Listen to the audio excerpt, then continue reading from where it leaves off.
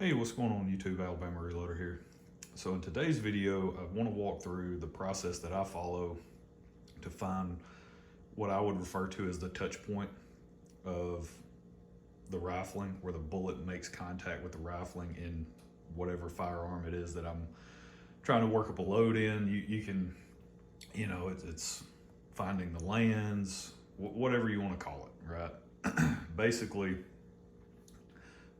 whenever I'm going through the process of working up a load for a particular rifle, and I mostly like to deal with bolt action rifles. That's just kind of my preferred action type to work with. It's super simple and straightforward, following my process.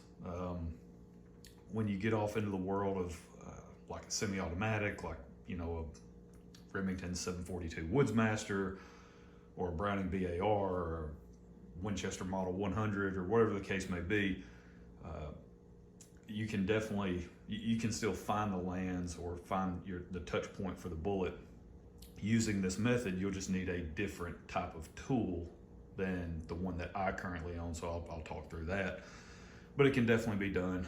Same thing like an AR platform. Of course, on an AR, you can tear it down, you can pull the whole bolt out and essentially do the exact same thing that I'm about to show you. But the curved tool that I'm about to show you here in a minute, I've only got the straight version. I don't have the curved version. The curved is for, that would be ideal for a semi-automatic setup, something along those lines. But this is just gonna be using, I'm gonna show you guys my method. This is the Hornady overall length gauge, and I've had it so long and used it so much that I have rubbed the letters off the sticker. So this has been my preferred method ever since I picked this thing up way back when.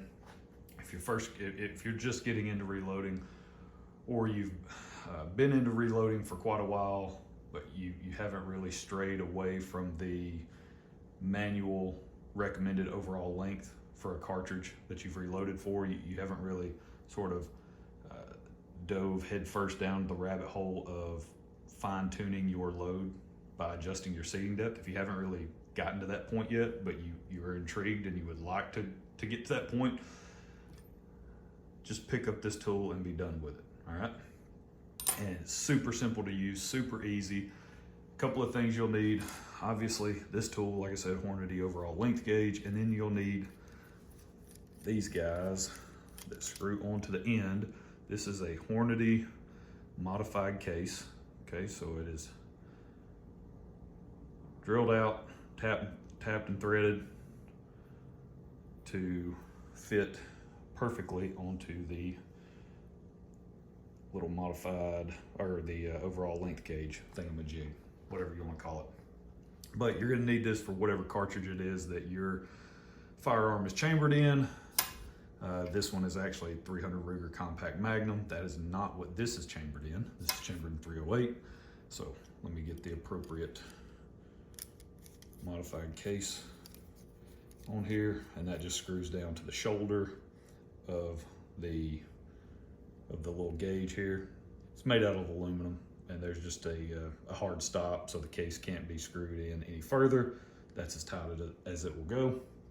So now we've got the appropriate modified case on there. I do want to show you guys a couple of other modified cases that I've got. So that's actually a 338 Ruger Compact Magnum. I don't even own anything. I don't own a firearm chambered in that. Ooh, what is that? 25 Creedmoor. Interesting. Now, why would I have that? And then 338 Win Mag. So just a few random modified cases. I've got tons of those. Again, this has been my preferred method on finding the bullet touch point for quite some time. So we've got our Remington 700 here. This is a project that I'm going to work on for a buddy of mine. He reached out to me and was like, hey, he's a good friend. He reached out to me and was like, hey, I just picked this up at a pawn shop. Got it for an amazing deal. It came with the, this is a Vortex Diamondback 3.5 to 10 by 50. Came with the scope. Out the door, I think he only gave like a little over $400 for the whole setup, which is insane because this scope by itself is probably over half that cost.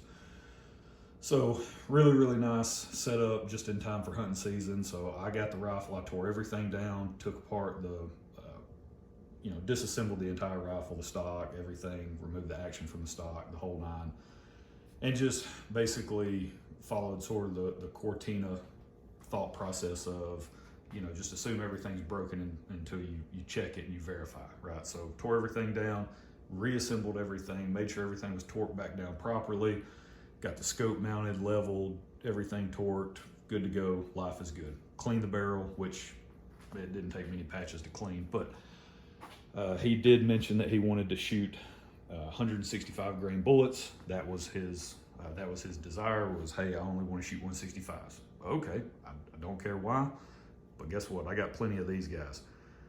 Sierra Game King, 165 grain. We got about 500 of these on the reloading bench, so plenty to mess around with. And since that's the grain weight bullet he's wanting to shoot, he didn't specify the bullet brand, but he did specify the weight, then that's the one we're going to go with.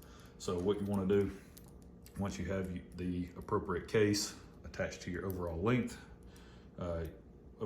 gauge, little tool, whatever you want to call it, you simply insert the bullet. Now down here, there's a brass knob. You can loosen and tighten. What that does is that loosens that, and that allows you to move this little plastic plunger up and down, so that way you can seat the bullet deeper. Once you put this into the chamber, you're going to push this plastic plunger, basically, for lack of a better term, you're going to push it forward, which pushes the bullet forward and then engages the rifling, and you found your touch point. It's really that simple. It's no more complicated than that. So I just like to set up with it, with the bullet down in the case, pretty decent way, a pretty decent amount. Going to insert the entire assembly into the chamber. Now, I think part of, I don't know why, but people tend to badmouth this particular tool. I'm not exactly sure why, because in my opinion, it is the easiest and just the absolute, I don't guess I'll say the cheapest way. The cheapest way probably would just be to get a piece of once fired brass, cut a slit in the neck, and then go about it that way, right? You can just chamber you can seat the bullet down. You can seat it extremely long into the case, and then just seat it, and then close the bolt, chamber the round, let the actual rifling, let it seat the bullet into the case. Then you extract everything. Hopefully everything stays together. You extract everything, and then you can take your overall measurements. Doing it that way, that's probably the cheapest method, to be honest with you, but this is just, man, it's just very easy and repeatable as long as you make your process repeatable. That's the key part that I think people just don't necessarily pay attention to, is when I do this, I make sure that this brass thumb screw is in the exact same position, to the best of my ability, every single time I do it. On every firearm that I take these measurements on, I always have the brass thumb screw right here on the right hand side. Okay. Once the assembly is into the chamber, I'm pushing on the back of the assembly. You can't really tell, but I'm pushing on this red aluminum piece here with my thumbnail, pressing it forward. That's all the way into the chamber. The assembly can't go any further. I loosen that brass thumb screw. I push the plunger forward. Now on this one, this takes some feel. You will have to play around with this in terms of how much pressure you apply to the plunger, but it's not going forward anymore. We're done. We're stopped. There wasn't a ton of movement there. You tighten down the thumb screw. You remove the assembly. Now, this time, the bullet actually came out with the assembly. What happens most of the time is it remains in the rifling, right? When that happens, it's just real easy. Grab your cleaning rod, and hopefully you guys are using a coated cleaning rod. I'm a big fan of these. This is a Pro Shot cleaning rod, huge fan. You'll just simply run that cleaning rod down the barrel and then you'll feel it make contact with the bullet, and you simply push it out. Now, once you push the barrel out, or not the barrel, once you push the bullet out of the barrel, you simply get it out of whatever, you know, box mag or whatever the setup is. You simply get the bullet, retrieve the bullet, place the bullet into the case, grab your handy dandy calipers, and then you measure 2.873. And I know from already doing this measurement multiple times following the exact same process I just showed you, that's exactly the number that I've already written down in my notebook. So it's just, when it comes to the measurement part, I think that's the piece that maybe people struggle with, because it can be a little bit fiddly whenever you're here trying to get the jaws resting just right on the base of the case. Of course, that's why you have this cutout right here. You get the jaws resting on the base of the case, and then you're able, again, this is something that takes a little bit of feel, and you have to play around with it and do this multiple times until you increase your confidence level in taking measurements this way. But again, I've done this hundreds of times, or I've done this basically with hundreds of rifles at this point, and the process is the same every single time as far as the way I go about obtaining this measurement. It works for me. It's super simple, easy, repeatable. I don't really have to question it. I know, depending on who you listen to, depending on what video you watch on YouTube, you know, they're gonna try to sell you on a method that they do because it's the most precise method that's ever been invented by anyone in the history of the world on trying to find the touch point of the lands and the bullet making contact with the lands and all this other stuff. And they're the best shooter on planet Earth, and they're the best that's ever been, and they're gonna tell you their way is the best way, and that any other way is just pointless and useless because the data point is irrelevant, and there's nothing gained by getting a data point such as this, the way that I just showed you, which is incorrect. So this touch point means nothing to anyone except for me, right? That's what you also have to realize, is this measurement is for your rifle. The way you take the measurement, right?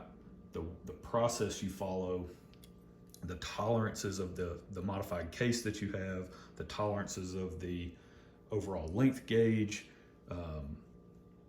assembly that you're using, right? There's tolerances that are built into all of this stuff, right? So what my number is not gonna be the number that you get, right? So it's just it's a point of reference, so you know, okay, for this rifle, using these bullets, right, the Sierra 165 grain Game King, 2.873, that's my touch point. So I'm gonna back off of that a certain amount, whatever I deem appropriate to begin my load development, and then I'll go from there, right? The Sierra manual recommends loading this bullet to 2.750. Okay, well, if I do that, then I've got about 123 to 125 thousandths of jump if I load it that short, right? So that at least gives you a good understanding of, okay, well, I have some runway that I can play around with, right? And of course that comes into play, or one of the aspects of that is if you have, again, like a detachable magazine and you're limited on how far you can actually seat the bullet out. So there's a lot of things that come into your decision point as far as the loaded overall length of your cartridge. But knowing where it engages the rifling is a pretty critical step, or pretty critical data point if you're going to stray away from the manual recommended overall length. Which also I will point out, I've had this happen in the past. I've used the manual recommended overall length, and I've loaded ammo to that length, but in a couple of instances, I've actually checked doing this same process after I loaded the ammo, only to find out that I'm actually jamming into the lands, just based off how the chamber geometry is set up on that particular rifle, and the throat is short, and there's things that come into play, factors that come into play. And just loading to the manual overall length, I would have been jamming into the lands several thousands, so several like tens of thousands. And I wouldn't have known that had it not been for this guy, right? I would have loaded up the ammo, thought I'd have been perfectly fine, gone to the range, and it would have been a nightmare. So that's why, in my opinion, this is really just the easiest and mostly economical approach that I think will suit the needs for like 99.99999% of people, right, that are even going to begin to go down this process of fine-tuning their hand loads by adjusting their seating depth. So hopefully that helps some of you. A lot of you, this is just like, okay, Doug, got it, been doing this forever. I use a different method. My method's better. So-and-so said this method was better, whatever. I look forward to reading all the comments. I appreciate all of them, both positive and negative. It just drives engagement in the algorithm, and I appreciate that because that helps me. So if you guys are interested in supporting the channel at all from a monetary standpoint, go to alabamareloader.com, scroll down a little bit, you'll see this really cool section of hats that are for sale with a patch logo on them. They're Richardson 112 hats, so super nice, high quality hats. Go buy you one of those. Portion of that comes back to the channel. It's just kind of how I'm able to fund the stuff that I do as it pertains to the channel. And then also, if you're interested in using North Fork bullets, if you're interested in using those premium bonded hunting bullets, I'm really looking forward to this hunting season and getting some of those in the field and trying them on whitetail deer. But if you're interested in those, I actually have an affiliate link with them. Again, go to alabamareloader.com, scroll down, you'll see the affiliate link section. Click on that, it'll take you to their website. If you make a purchase while you're using that link, if you make a purchase on their website, then a portion of that purchase comes back to the channel. So that's a couple of ways you could do that. And then obviously just like, share, subscribe, right? Normal stuff, the free stuff. So, but I greatly appreciate it. You guys stay tuned. I'll have some videos on this particular rifle, just kind of seeing, you know, if it's going to like the 165s. Hopefully it will. I've got a few different powders already picked out that I want to try. I'll probably start off with Winchester 748 or H335. I haven't really decided yet, but either way, you guys stay tuned for that. Have more videos on this particular setup, getting ready for hunting season, and we'll see how it goes. So hope you guys enjoyed it. Hope you found this information useful, beneficial. If you did, that's great. If you didn't, that's great too. It's all good. Y'all have a good one. We'll catch you next time.